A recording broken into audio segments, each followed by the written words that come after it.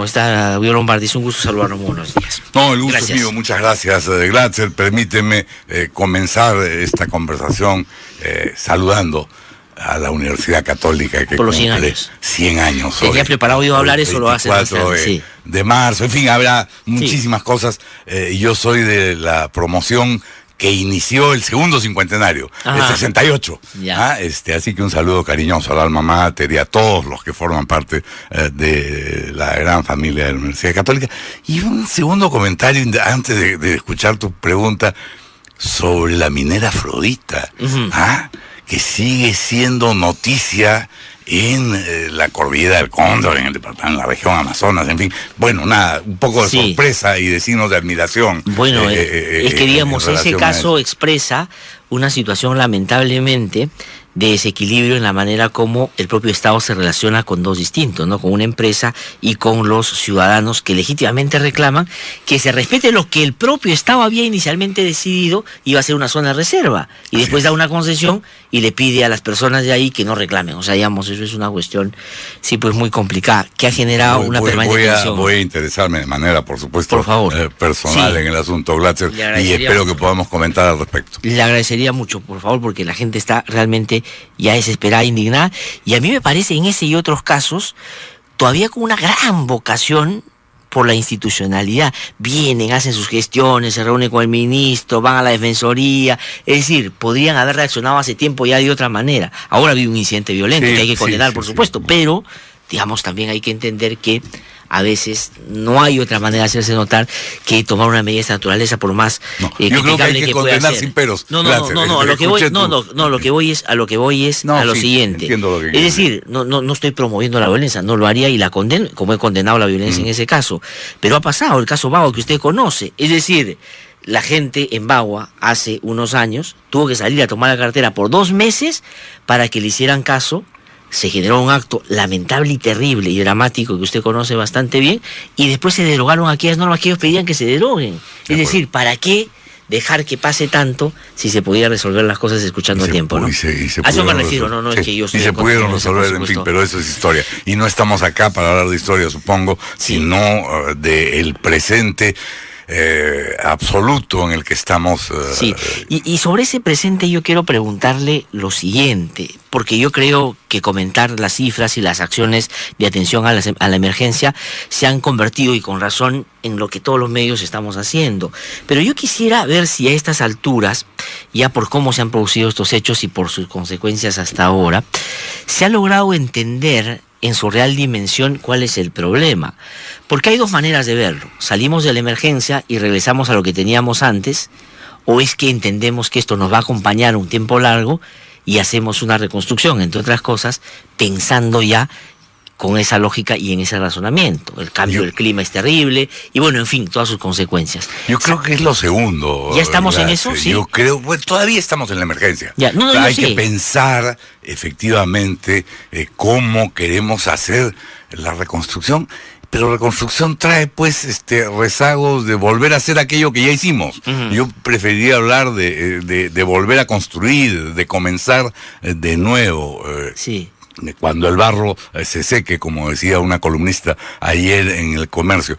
La magnitud del desastre, es decir, el hecho que haya abarcado prácticamente todas las regiones del país, me parece que nos da la posibilidad de que todos juntos, porque todos hemos sido afectados en distintos grados, pero podamos pensar una nueva manera de hacer las cosas. Y la comparación con Ecuador no me parece del todo justa. Ahora, voy a ir a la comparación en un ratito, pero quería preguntarle por esto que usted entiende y está siendo el sentido común, ya sobre todo en la política en términos de la dimensión del problema. ¿Por qué le pregunto esto? Porque se está discutiendo un SAR, se está discutiendo eso, pero si uno evalúa esas zonas que hoy están en desastre, ¿no es cierto?, y quita el desastre y va a visitarlas, es decir, tampoco es que vivían en unas condiciones que uno puede decir eran aceptables, es decir, se han llevado lo poco que tenían. Entonces la reconstrucción pero tiene que ser... No es cierto en todos los casos, no es cierto claramente en Trujillo, ni en Sullana, ni en Carapongo, Glatzer. En Carapongo ha afectado a gente muy emprendedora que tenía sus talleres, su casa en el segundo... Pero lo que voy es la gente que, digamos, que vive a las orillas de los ríos, no es que digamos es la situación. Y el debate no solo puede plantearse en términos de qué irresponsable esta gente o qué corruptos los alcaldes que les dan terreno. Es decir, hay una lógica de planificación distinta. Pero no hay que hay que pensar de cara a eso. Desarrollo metropolitano en Lima, que es una ciudad de 10 millones de habitantes. Ajá. No tiene un plan de desarrollo metropolitano. Sí. Se hizo un plan de MET en la década del 60 durante el primer velaundismo, pero en fin, vuelvo a la historia. Yo creo que ahora todos estamos, y es natural que así sea, un poco mirando aquello que nos afecta directamente. Sí. Los 4 días sin agua en Lima, hecho que los limeños digan cómo es posible, en fin, lo que está ocurriendo aquí nomás en Guarmey, para no irnos, pero creo que lo de Piura, lo que va a ocurrir en términos de salubridad, cuando se seque el lodo y efectivamente ese polvillo comience a producir una infección broncorrespiratoria en un gran porcentaje de la población, en niños y ancianos sobre todo, ha hecho que el gobierno reaccione de la mejor manera posible, que Pedro Pablo asuma el liderazgo que casi con naturalidad le corresponde entre quienes formamos parte de los círculos más cercanos, y que sea capaz de tener una mirada más global de lo que respecta al país. Yo creo que la idea de tener un encargado, un funcionario encargado de la reconstrucción, no es una mala idea, me parece una idea excelente, que tenga por supuesto capacidad ejecutora, no solamente consultora o coordinadora como fue en el caso del terremoto de Pisco del 2007, ¿no? Sí, y usted ha dicho que no está a favor de una figura de un zar, porque ya en los dos gobiernos de García ha terminado siendo... No, pero lo que voy es una etiqueta, ¿no? Efectivamente, no me gusta el término. Yo voy a ir a eso un ratito, pero quería preguntarle, porque usted reaccionó frente al tema de Correa. Yo, digamos, siempre he puesto esto, porque he sido muy crítico y lo soy con Correa, porque creo que en materia de libertad de expresión y otros temas ha sido feroz y uno no puede estar sino en contra. Pero no deje de tener razón, al margen de que se está propagandizando no una cosa para el consumo interno, que es... Uno tiene que planificar y uno tiene que invertir, así eso no dé un rédito inmediato. No, totalmente de acuerdo, y estoy seguro que en Ecuador lo han hecho mejor que nosotros. Pero, Ecuador es un país tropical. Es como si estuviéramos comparando Ecuador con lo que ha ocurrido en nuestros ríos amazónicos. Ahí podríamos incluir a Tumbes, pero Piura, Lambayeque, La Libertad, son desiertos costeros con quebradas andinas que están secas. Que están secas, ¿no es cierto? En Ecuador llueve torrencialmente todos los años con regularidad durante 3 meses al año.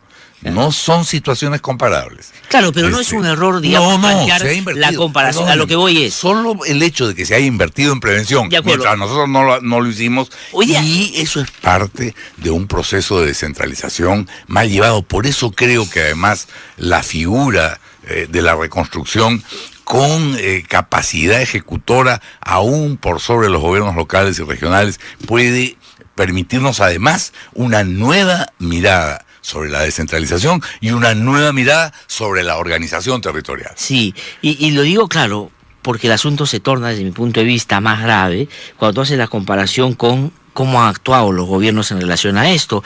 Hoy día El Comercio, a través de un informe que hace Guy Flores, da cuenta de que había destinado el año pasado 3.000 millones para atención a los desastres, pues en términos gruesos, ¿no? Y resulta que de eso, 2.850 se destinaron a otras cosas, entre ellos 600 al Panamericano, y uno puede decir obras de infraestructura en los gobiernos regionales, locales.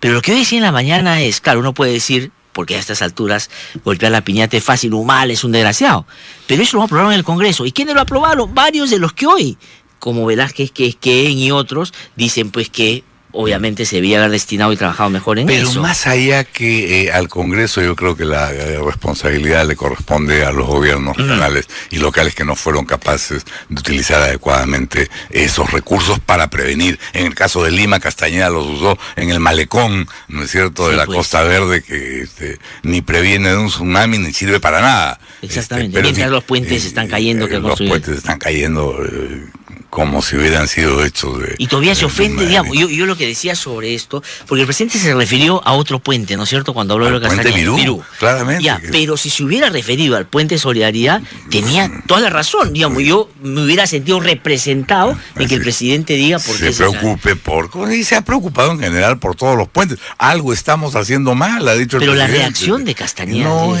yo creo que la respuesta de Fernando Zavala era la adecuada, no merece ni una palabra, Glatzer. Es una reacción que no se corresponde con las formas políticas y con el momento que vive el país. Claro, pero el asunto está en que su habitual manera de actuar en política ha sido no hablando. Y cuando habla, dice estas cosas. Ese es el tema. O sea, ha tenido que estar... Y la gente de su entorno, ¿no? Sí. Esta historia de no se cayó, se desplomó, es verdaderamente para la antología de la barbaridad política. Pero más grave que al día siguiente salga el alcalde y lo respalde. Sí, claro. Y diga que es un extraordinario ingeniero y que trabaja día y noche por el bien de la ciudad. Aparentemente ni siquiera está colegiado, pero no vamos a entrar en esas menudencias. Pero justamente a eso yo quiero decir, y las comparaciones son odiosas siempre, pero digamos, yo creo que en los últimos tiempos se ha como ido ideologizando o estereotipando algunas cosas en esta lógica de confrontación entre lo que puede ser las izquierdas y la derecha. Entonces, planificaciones, pues velasquismo, todo eso, y cómo mercado es, digamos, neoliberalismo capitalista que no sirve para nada. Entonces, en los extremos no nos entendemos. Y no es fácil, gracias, cuando uno está sobre el terreno, yo acabo de ver, es una manera de decir, pero enterarme y de estar en un esfuerzo por organizar la reubicación de la gente que vive en los alrededores, en Belén, en Iquitos, ¿cierto? Y se ha hecho una ciudad satélite francamente bien hecha, digamos, hay todavía 200 casas, pero la gente no quiere moverse de Belén, porque en Belén tiene su centro de trabajo, su vivienda, el colegio, en fin, y porque ahí vive. Entonces no es fácil hacer una planificación concertada. No va a ser una tarea fácil la reconstrucción del país, ni va a ser una tarea inmediata, y allí me temo que la impaciencia nos puede ganar un poco a todos. Hay que si queremos hacer las cosas bien, hay que hacerlas bien. Claro, en la emergencia cualquier cosa vale. Me hablaban de puentes colgantes para el río Sullana, porque Sullana está aislada. Decía, puentes colgantes, no, pues, pero un guaro, de pronto, no sé si las condiciones del río Sullana son las adecuadas para una orolla, lo que se conoce. Pero a lo mejor sí, por lo menos para que las personas o las familias no queden aisladas entre sí. Eso fue conversando con colegas de Radio La Fuerte en Sullana, hay que ser fuerte, dicho sea de paso, en Sullana. Piura y Sullana han sufrido. Claro, pero el principio, ¿cuál es ahí? Porque el principio tiene que ser, y digo, hay que desideologizar el debate en ese sentido, porque tiene que ser, así no le guste a muchos, ¿no es cierto?, más planificación y más Estado, lo que no significa ni ser estatista, ni ser, digamos... Pero a ver, si hay sectores que ya están objetando la hipotética designación de Martín Vizcarra como el encargado de... ¿Qué podemos esperar de una mirada común sobre cómo hay que hacer las cosas? Si en la persona no nos ponemos de acuerdo porque nos parece que no, pues... Pero eso, ¿qué hace que algunos, digamos, antecedan el no a siquiera esperar qué cosa se le está planteando, como en este caso? Honestamente yo no lo entiendo. No entiendo, porque además Martín reúne las condiciones para de cumplir con esa tarea, si es que fuera la designación por la que optaran el presidente y el premier. Pero no entiendo cuál puede ser la razón. Ahora, no puede ser, digamos, para incorporar otras consideraciones políticas, que desde un razonamiento, sobre todo Fuerza Popular, que ha hecho ese planteamiento de cómo es que van a terminar premiando y levantando a alguien que nosotros íbamos en el Congreso más bien a censurar. Que presenten de nuevo la interpelación. Yo no creo que Fuerza Popular quería censurar a Vizcarra, pero en todo caso, si ese fuera el argumento para objetar una eventual y futura, porque todavía nos vamos a quedar 3 o 4 semanas en la emergencia, sin duda, pero que lo vuelvan a interpelar, y si fuera censurado podrán objetar eso, pero ni siquiera sería una objeción con base jurídica, yo creo con base política. Porque yo creo que efectivamente lo que ha pasado es que tenemos un gobierno un poco más activo y haciéndose cargo de la emergencia. Y eso, digamos, de repente no por convicción, sino por las circunstancias propias de esto, ¿no es cierto?, las consecuencias propias, ha hecho que se aquiete la política en su afán de confrontar. En esta lógica de dejémoslo todo para después, está bien en ese sentido, pero puede ser una trampa también en el sentido de no discutir hoy cosas que también hay que discutir sobre responsabilidades, sobre cómo hacer, porque si todo lo dejamos para después... No, yo creo que los medios hacen muy bien en poner en la agenda varios temas y no únicamente el de la emergencia. Pero usted comprenderá, Glatzer, que para el gobierno el único tema de la agenda es la emergencia. Hay gente que está pensando, hay especialistas que están siendo consultados, pero el presidente y los ministros, pero no basta sino verlos, están repartidos atendiendo la emergencia, salvar vidas, proteger bienes públicos y privados en lo inmediato, porque eso es lo que está siendo amenazado hoy. Y sin duda, lo otro tendrá que ser una tarea casi de intelectuales. Yo leía sobre la enorme capacidad de reconstrucción que tuvo Manso de Velasco después del cataclismo de 1746, que fue verdaderamente atroz en términos de destrucción, no solo de Lima, del resto del país, de los canales de regadío, etc.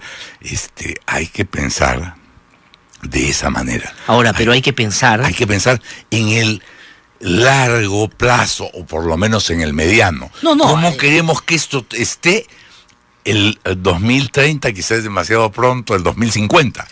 Y hay que pensar, digamos, para que nuestros oyentes tengan una referencia muy concreta, que además por estos días se ha resaltado, de tener puentes como el Balti nuestro que se caen a los 5 años. Es decir, una cosa de esa naturaleza. Pero en la discusión la pregunta es legítima, ¿no? También, de 1681 hasta ahora ya ha resistido avenidas, terremotos, cataclismos. Y hay otros que no duran 5 años. Y se molestan cuando le dices, oye, ¿por qué se cayó? No, eso es una cosa...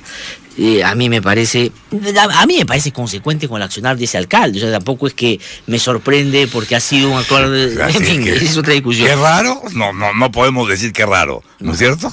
Yo creo que él está siendo consecuente con su pensamiento y su forma de accionar. Pero no puede ser una reconstrucción, tiene que ser una construcción pensada de manera distinta.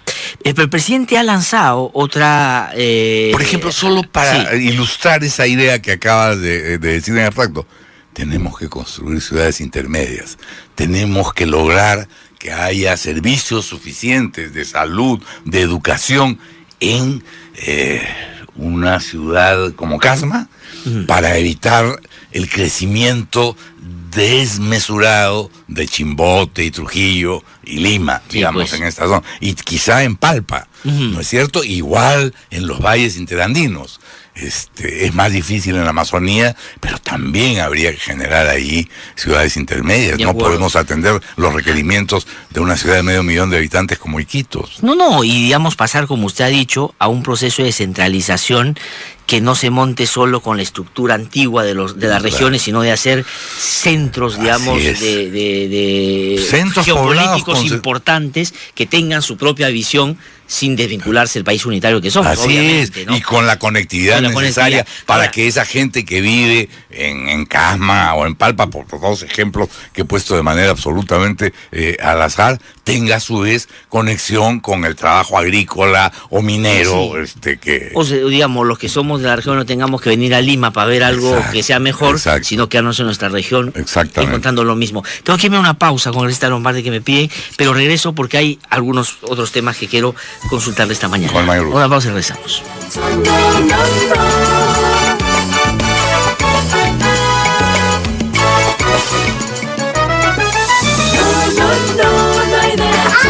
Ya te he dicho, Patricia, que me molesta verte andando con ese cholito. Mira nomás, mira esa traza. Además, chato, pelo trinchudo. Misio todavía. Ay, mamá, no exageres. Además, solo somos amigos. Sí, solo amigos, ¿no?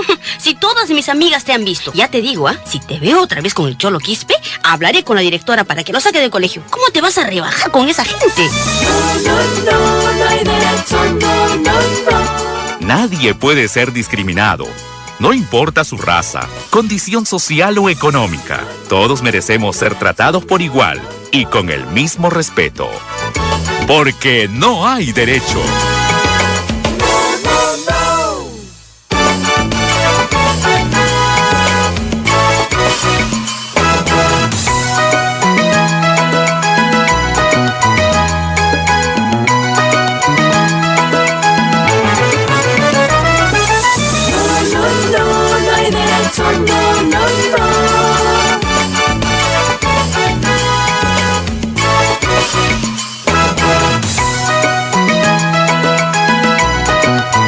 8:47 de la mañana estamos conversando con el congresista Guido Lombardi, estamos hablando de la emergencia, estamos hablando de cómo él piensa o de pronto el gobierno está pensando la reconstrucción o la construcción, digamos, después de la tragedia que estamos viviendo.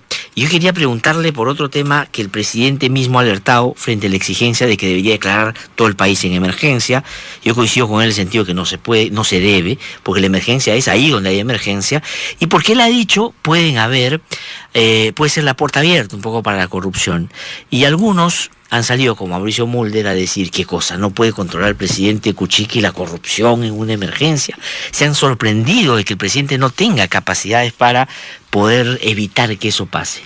Pero es una sorpresa artificial y falsa, porque es evidente que ni el presidente ni la Contraloría, que es la institución dedicada en exclusividad a controlar la corrupción, pueden hacerlo, si es que se declara la emergencia, porque entonces hay carta abierta para gastar, comprar cualquier cosa, a cualquier precio, a cualquier proveedor. Entonces es una puerta abierta a la corrupción, y de hecho así ha ocurrido en el pasado. Las declaratorias de emergencia han servido en muchos casos, que algunos sean los ofendidos, ¿no? Y por otro lado, aún cuando hemos conversado sobre el alcance de esta desgracia en todas las regiones del país, es evidente que hay zonas más afectadas que sí requieren de una emergencia y hay zonas que no. Por eso que la declaratoria de emergencia pues es excepcional. Y 781 distritos declarados en emergencia no son poca cosa. Digamos, ¿no? Son la mitad más o menos, un poco menos de la mitad de lo que de los distritos que hay en el Perú. Pero lo decía también en términos de que uno ve, a pesar de este llamado a que discutamos después el asunto de la responsabilidad de las cosas, una especie de como todos son generales pues en medio de la ataque, o todos son directores técnicos, es como cuando uno juega fulbito en el barrio y todo el mundo, ¡no! Y golpea, patea, ¿no? Y entonces como que, y aquí por ejemplo, cuando Mulder dice eso, yo ayer comentaba ese tema, ¿no? Digamos, Pisco sucedió cuando ellos eran gobierno. Y digamos, la exigencia de que ahora se evite la corrupción debería ser contrastada. Pisco estaba, digamos, el terremoto de Ica, que tuvo como centro más afectado a Pisco, estaba muy concentrado. Sí. Yo no digo que no existieran dificultades, pero mucho menos de las que hay en esta emergencia. Ahora todavía falta. Yo no quiero ser excesivamente optimista. Veo con enorme satisfacción que el gobierno del que yo me siento parte, pero no en cuya opinión no expreso, por favor, gracias, yo estoy hablando en términos de congresista y en términos personal, siento con enorme satisfacción que el gobierno ha sido capaz de reaccionar, y en todos los sectores, realmente sin excepciones, en educación, en salud, en vivienda, en transportes y comunicaciones, con Martín Vizcarra a la cabeza. Todos los sectores, en agricultura, en cultura, ha habido un trabajo, una dedicación, una abnegación, y fuera del gobierno, en los sectores sociales que componen el país, unas muestras de solidaridad, ¿no? De gente muy humilde, como se sorprendía la primera dama después de la recolección, hasta la empresa privada, también hay que decirlo, grande y pequeña, que hay 700 maquinarias pesadas trabajando en las carreteras del Perú, 300 de las cuales vienen de la empresa privada. Entonces, ha habido un enorme esfuerzo. Sí. Ahora lo que falta es agua para quienes están aislados. Sí, por eso es que me gusta subrayar que seguimos en la emergencia. Hay gente que en este momento no tiene agua. Pero de repente cuando nuestros oyentes u otros escuchan hablar de la reconstrucción, piensan solo en que no pueden vivir en las zonas de las riberas, que hay que mover a la gente, hay que construir viviendas. Pero también hay que pensar, como dice Guido Lombardi, en la administración del agua. El agua va a ser, ya es un bien escaso en o sin emergencia. ¿cómo se va a hacer? Porque ayer conversábamos aquí con un especialista y él lo que decía es que tiene que salir, por ejemplo, la competencia del Ministerio de Agricultura, porque es muy restringido el manejo solo para el agro o desde el agro para las otras usos que se dan del agua, ¿no? Entre otros el consumo humano. Y él planteaba una cosa que a mí no me parecía descabellada en términos de enfoque, no digo que ese sea la estructura, una especie como de banco central de reserva para el agua, es decir, manejado por especialistas, por técnicos, porque ese va a ser el bien en disputa de aquí a unos pocos años. Ya lo está haciendo. Ajá. Hay un proyecto de ley en debate en el Congreso que pretende eternizar a las autoridades que son las juntas de regantes, sí, que manejan el agua. La Autoridad Nacional del Agua, que tendría, sí, que ser ese espacio que tú mencionas, en realidad no tiene las herramientas para hacer. En mi tierra natal, en Tacna, hay casi 500 pozos tubulares que sacan el agua de la napa freática clandestinos. Entonces, cuando tú preguntas, bueno, ¿y de quién es la responsabilidad de evitar que eso ocurra? De la Autoridad Nacional del Agua. ¿Y qué pasó? No, nos reciben a balazos. Sí. No, y efectivamente, pero eso genera tensiones y problemas también entre Tacna y Moquegua, por ejemplo, por el tema del agua viva. Vaya, en algunos casos son... No me refiero al de Tacna y Moquegua, pero al de Puno con Moquegua y con Tacna, sí. Ya, pero le pongo otro ejemplo, el tema de Huancavelica con Ica, por el tema del agro... Pero se han puesto de acuerdo, ¿no? No, yo sé, okay, pero digo, pero son acuerdos de convivencia pacífica y de mejor trato de lo que tiene, o mejor administración. No, pero yo estoy pensando en un asunto más nacional. Un solo dato al respecto. En Lima, sí, consumimos por habitante 230 litros de agua al día. En París, ¿cuántos crees? No sé, ¿cuántos? 124. Sí, pues. ¿Tiene alguna explicación que la segunda ciudad más grande del mundo, construida sobre el desierto, que es Lima, gaste 2 veces más agua que París por habitante? Entonces aprendamos, ahora que nos faltó y, sí, que nos damos cuenta de su importancia, creo que podemos aprender a apreciarla. Si no quiere pensar mucho, ponga usted una botella de 1 litro dentro del tanque del inodoro.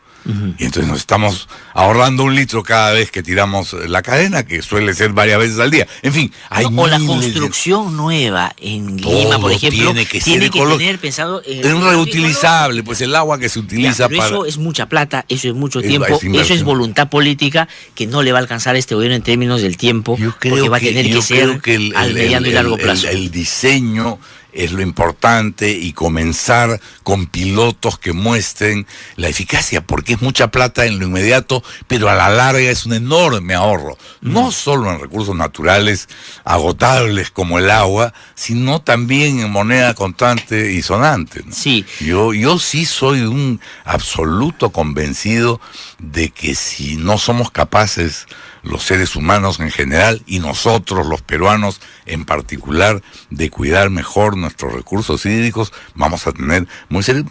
Yo ya no, quizá ni tú, Latzer, pero ciertamente nuestros hijos. Sí, yo tengo un hijo de 20 años que seguramente tiene una expectativa de 60 años más. Pues en 60 años, si no cambiamos nuestra actitud sobre el agua, Aurelio va a tener problemas. Sí, pero también tiene que haber o trasladarse esto que por la emergencia se ha constituido en lo que algunos llaman, yo creo que todavía falta para eso, pero voy a conceder que puede ser algo de eso, una madurez política en términos de unirse frente a la emergencia. Pero claro, la desgracia nos une, pero ¿qué va a pasar después de la desgracia si vamos a mantener no solo esa cohesión, sino una idea común de qué hacer para que esto no se repita? Pero ahí voy, un pacto por, digamos, político a largo plazo, de que gane quien gane las elecciones, tiene que continuar con esta lógica, porque si no, no tiene sentido. No es que la primera vez que le pasa al Perú, le pasó el 83, le pasó el 97-98, pasó lo de Pisco, pasa ahora, y las cosas siguen muy parecidas. Sí, con la diferencia que ahora tenemos mayor responsabilidad porque tenemos mapas en donde se establece claramente las zonas que fueron afectadas el 83 y el 98. Y entonces tenemos claramente determinado lo que no debemos hacer. Sí, pues. No debemos construir ahí. Hay que tener especial precaución en eso, aunque se quede seco 20 años más, sí, que no es probable. No, pero además las expresiones políticas han sido matizadas. Yo soy un poco más pesimista ahí, porque creo que el país está tan polarizado. Ajá. Y hay una mayoría tan sólida en el Congreso, que una vez que pase la emergencia, la tentación va a ser volver a la confrontación, ¿no? Sí, ¿y usted cree? Y digamos que espero que no, y espero que esta emergencia sirva para abrirnos un poco los ojos, para ser más open mind. Ahora, pero daría la impresión de que esa oposición muy fuerte y muy dura, que así ha actuado desde el comienzo con el gobierno, está siendo matizada por otros que dentro de esa propia fuerza pueden tener algún nivel de peso también. Yo veo, por ejemplo, a Kenji Fujimori buscando diferenciarse de Keiko Fujimori.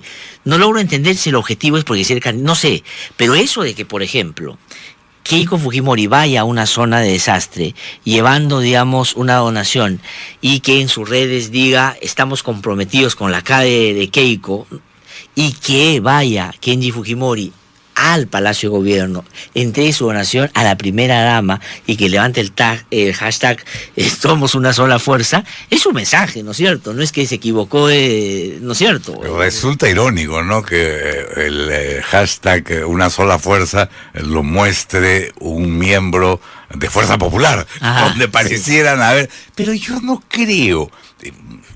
Reconozco sin duda que ha sido un gesto político muy eficaz el de Kenji, pero yo no creo que eso conduzca a necesariamente a una división de la bancada, ni creo que es lo que esté buscando Kenji Fujimori.